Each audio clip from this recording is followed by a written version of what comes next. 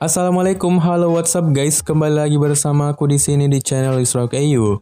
Nah di video kali ini Israkul bakalan bahas alur cerita film yang berjudul Don't Listen atau Jangan Dengarkan. Film ini bercerita tentang sebuah keluarga yang baru saja pindah ke sebuah rumah baru yang ternyata rumah itu sangatlah angker.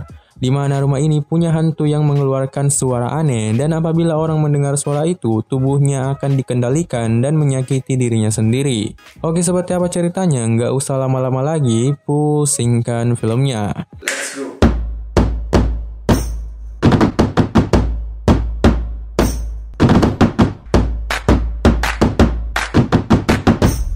Film dimulai dengan memperlihatkan anak kecil bernama Eric yang sedang ditanya-tanya oleh psikolog karena ia sering mendengar suara-suara aneh semenjak pindah di rumah baru itu. Suara itu selalu menyuruhnya untuk menggambar, bahkan saat ini pun Eric masih mendengar suara itu, namun ia tak ingin memberitahu suara apa yang ia dengar. Nah, baru mulai filmnya aja sudah bikin penasaran cuy.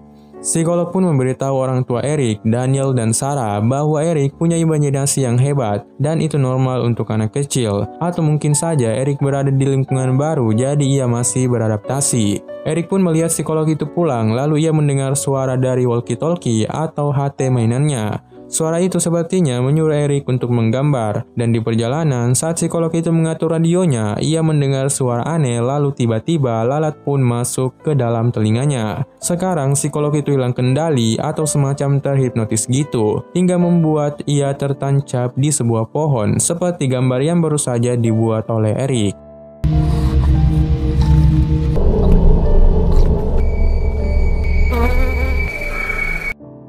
Scene berganti, terlihat Daniel, ayah Eric, mulai merenovasi rumahnya dan ia melihat semacam sarang lalat gitu di dinding rumahnya.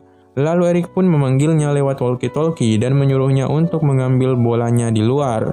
Saat Eric mandi, ia mendengar suara itu lagi, tapi untung saja ibunya datang. Eric pun bertanya ke ibunya, apakah ayah membenciku? Jadi Eric mendengar ayahnya sendiri yang bilang seperti itu melalui walkie-talkie. Di malam hari, Sarah bertanya kepada Daniel apakah kau memarahi Eric dan bilang benci kepadanya. Tapi ternyata Daniel tidak pernah melakukan itu. Nah, di sini aku makin penasaran, jadi siapa yang bicara kayak gitu?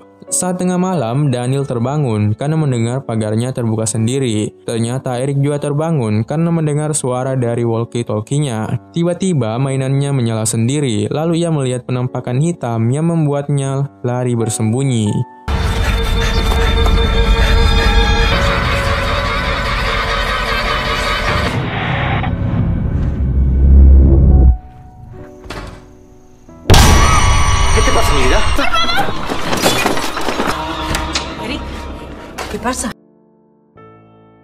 Keesokan harinya, Eric kabur dari sekolah, jadi ia dimarahi oleh orang tuanya, sehingga ia harus terapi psikolog setiap hari.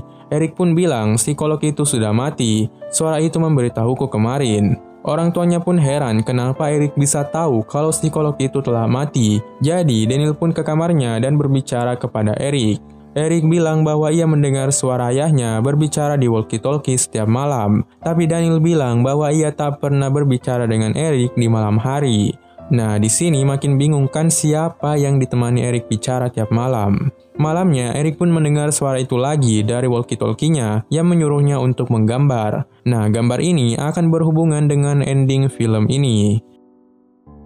Masih di malam yang sama, Daniel pun terbangun karena pagarnya terbuka lagi. Dan tiba-tiba ia melihat Eric yang sudah mengapung di kolam renang dan tidak bernyawa. Jadi Eric meninggal guys. Daniel dan Sarah pun sangat terpukul atas kematian anak satu-satunya.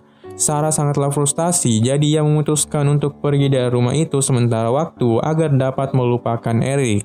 Sekarang tersisa Daniel yang tinggal di rumah angker itu. Lalu ia menonton video Eric saat pertama kali mereka pindah ke rumah itu. Daniel pun mengirim voice note atau VN kepada Sarah. Jadi dia ngomong kayak gini. Hola cariño, ¿cómo estás? Siento mucho cómo me he puesto esta mañana. No quería que discutiéramos. Ya hablaremos, ¿vale? Te quiero.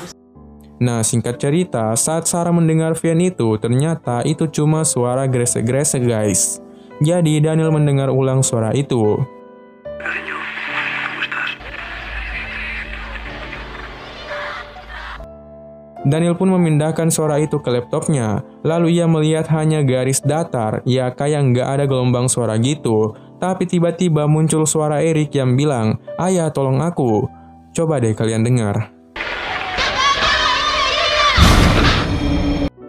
Setelah itu, Daniel pergi ke profesor peneliti suara supranatural yang bernama Jerman. Jerman pun sangat tertarik, lalu ia mengajak anaknya bernama Ruth untuk pergi ke rumah Daniel. Saat tiba di sana, Jerman melihat seakan rumah itu terlihat sangat angker dan aneh. Lalu Ruth pun meminta ruangan kosong untuk menyiapkan alat-alat perekam supranaturalnya. Mereka pun mulai merekam dan mencari suara itu dari kamar Erik. Lalu Ruth pun melihat bahwa ada orang yang duduk di ranjang Erik. Ruth mengira bahwa itu adalah Daniel, tapi ternyata Daniel ada di luar rumah. Kemudian Jerman mengarahkan perekam suaranya ke atas ranjang Erik. Lalu ia pun mendengar suara gresek-gresek itu.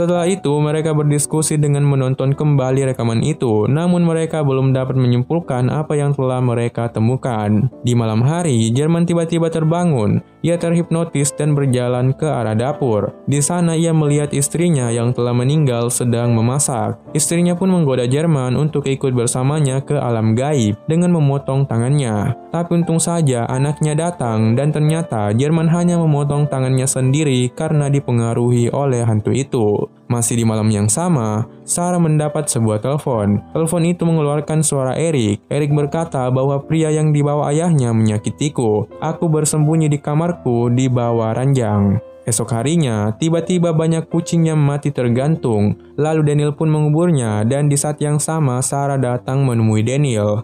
Sarah pun langsung ke kamar Erik dan melihat Erik bermain.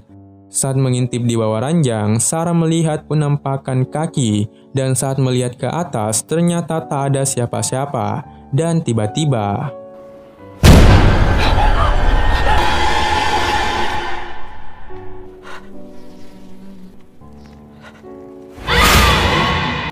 di sisi lain, Jerman pun menemukan gambar kucing yang tergantung sama seperti yang terjadi tadi pagi, di mana itu berarti sebuah ancaman. Tiba-tiba Ruth datang dan bilang bahwa ini adalah wilayah penyihir.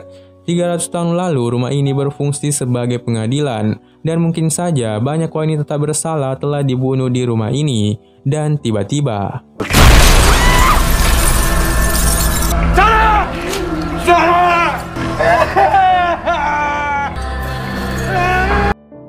saat melihat ulang rekaman di kamar Erik, ternyata Sarah terhipnotis oleh suara hantu itu. Makanya ketika Sarah meninggal, lalat pun keluar dari telinganya. Daniel sangatlah frustasi karena telah kehilangan anak dan istrinya. Tapi untung saja Jerman dan Ruth datang dan berhasil menenangkan Daniel. Jerman pun menjelaskan apabila rumah ini benar-benar pengadilan, pasti ada mayat-mayat yang tersisa di bawah rumah ini. Lalu Daniel pun mengingat dinding yang ada sarang lalatnya. Dan benar saja di balik dinding itu ada ruangan bawah tanah. Mereka bertiga pun turun menyusuri ruangan bawah tanah itu, hingga akhirnya mereka menemukan mayat yang sudah menjadi tengkorak. Lalu Jerman pun menyentuhnya dan terlihatlah sebuah flashback, di mana penyihir itu dihukum mati dengan cara dikurung di kandang burung dengan mulut tertutup hingga ia meninggal. Dan ternyata suara yang mengganggunya selama ini berasal dari suara penyihir itu. Jerman pun bilang menurut tradisi, penyihir bisa dihancurkan hanya dengan cara membakarnya. Mereka pun mengambil bahan bakar, namun ia hanya menemukan satu jergen. Jadi Daniel pun tinggal dan mencari bahan bakar lainnya, sedangkan Jerman ingin turun sendiri dan menyuruh Ruth untuk berjaga di atas. Saat Jerman menyusuri kembali ruangan itu, ia mendapat banyak gangguan. Lihat aja deh.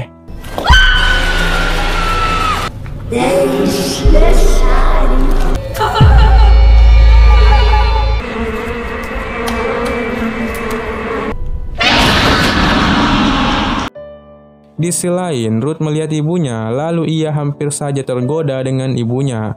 Tapi untung saja Ruth bilang kamu tidak nyata, sehingga ia makin dihantui.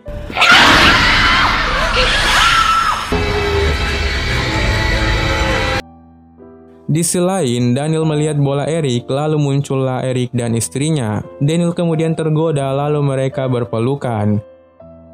Daniel pun menyirami bensin ke seluruh tubuhnya. Dan tiba-tiba Sin kembali ke Jerman yang berhasil menyirami bensin ke tengkorak itu. Tapi tiba-tiba lagi datanglah Ruth yang sudah terhipnotis dan langsung menusuk ayahnya. Namun untung saja Jerman berhasil membakar penyihir itu sehingga Ruth dan Daniel kembali tersadar. Sekarang mereka berhasil membunuh penyihir itu. Lalu Daniel batal membakar dirinya serta Ruth membawa dan mengobati ayahnya. Keesokan harinya, Daniel kembali ke kamar Eric, lalu ia melihat gambar-gambar yang pernah dibuat Eric dulu. Ternyata sebelum itu semua terjadi, Eric telah menggambar semuanya. Mulai dari psikolog yang mati tertusuk pohon, ibunya yang bunuh diri, kucing-kucing yang tergantung di pohon, tangan Jerman yang terpotong, hingga gambar Eric yang mati karena ditenggelamkan ayahnya di kolam. Ternyata malam itu Daniel terhipnotis oleh suara hantu itu hingga dia membunuh anaknya sendiri. Setelah sadar akan hal itu, Daniel pun pergi ke kolam lalu langsung menembak dirinya. Dan terlihatlah gambar terakhir Eric yang sama persis dengan kejadian barusan. Dan film pun tamat. Oke guys, bagaimana ending dari film ini? Jika kalian masih kurang paham, kalian bisa tulis di kolom komentar dan tanyakan apa saja yang kalian tidak pahami. Dan jika kalian nonton video ini sampai habis, itu tandanya kalian suka video ini. Jadi jangan lupa dong tekan tombol like dan subscribe-nya. Saya Serakul pamit undur diri. Wassalamualaikum warahmatullahi wabarakatuh.